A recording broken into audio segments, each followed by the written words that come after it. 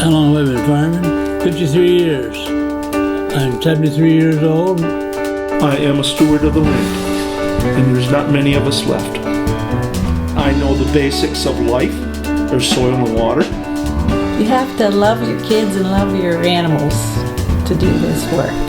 You know, take really good care of a piece of land and sell good food to your neighbors seems like the thing I was made to do.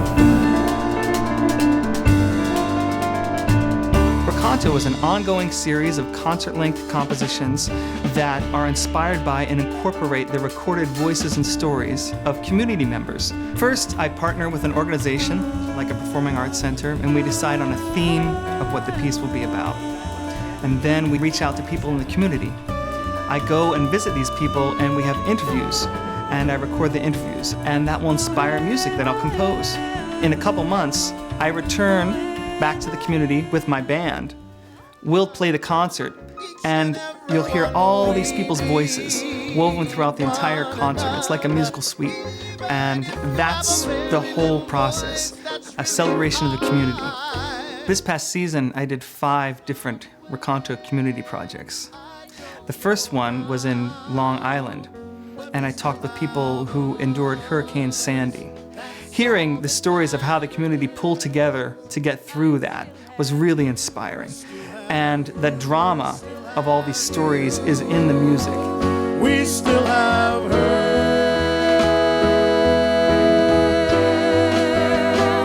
That's all that matters. For 2 months, I worked with students in a classroom in a Flushing middle school, 8th graders. My whole band went into the class and we transformed their lyrics into songs right in the classroom. We did a final concert for the students in their auditorium, and a few days later we did a public concert in Flushing Town Hall.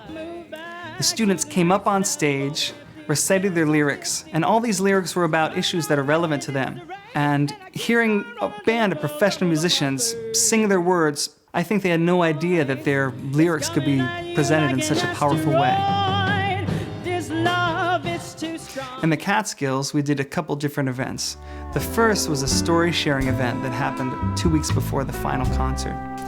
I was joined on stage by some of the local legends of square dance music. They don't play much anymore because they're close to 90 years old, but to see them on stage, the people in the audience were overjoyed. And it was a really special moment to hear Hilton Kelly, Don Irwin, Don Strasser. I met an amazing woman, Betty O'Hara, a longtime resident of Prattsville in the Catskills. And I met with several other friends of hers from the town. There were about 10 of us together. We all met at her house and we exchanged stories about the history of the area and also about the flood that devastated their town in 2011 as a result of Hurricane Irene. I had so much fun meeting Ira McIntosh, a local folk singer who really knows the history of the Catskills folk music tradition. Here's someone who really lives that music, and that music played into the final concert as well. Farmer said, I see a lot of plans, unlike yours, I assure you. Wave Hill is a garden in the Bronx in New York City, and the piece I did there focuses on nature and the role that it plays in the lives of people who live in the city. Over the course of 9 months, I visited the garden several times and spoke with many people there. I spoke with teenagers who were working there in the summer, maintaining the trails. I met with families doing art projects there. I spoke with the tour guides who give these amazing nature walks where you observe birds and animals in the garden. One of the tour guides at the garden was also a DJ. We started talking about hip-hop music and sampling and how hip-hop artists take sounds from different places and put them together. And he said, that's kind of like the mockingbird. A mockingbird will copy different birds and pull them together to make his song.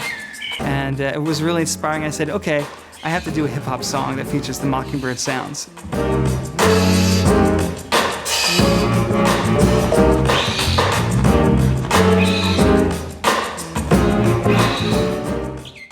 I did a concert where I interviewed farmers about their daily lives, which was fascinating to me. I'd never even spoken with a farmer ever before we did this concert.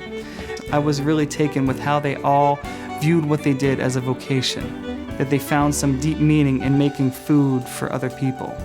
One of the farmers said to me, "I'm a steward of the land." And the care and love that they had for the land was something that got them through all the challenges that they faced. The great thing about that concert was that I met a local musician there, a fiddler named Gretchen Kohler, and she brought so much to that piece. She has such a wealth of knowledge of the fiddling tradition from that area, and she became a centerpiece for the entire concert.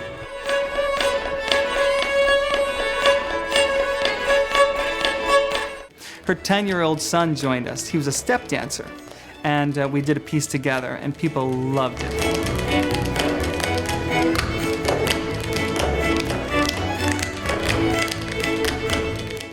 One of the pieces in the concert was an arrangement of a song called Farmer's Boy, a traditional song from that area in the Adirondacks. I arranged it for my group, and it featured Jean Rowe singing. It was beautiful and just something that really spoke to the people there.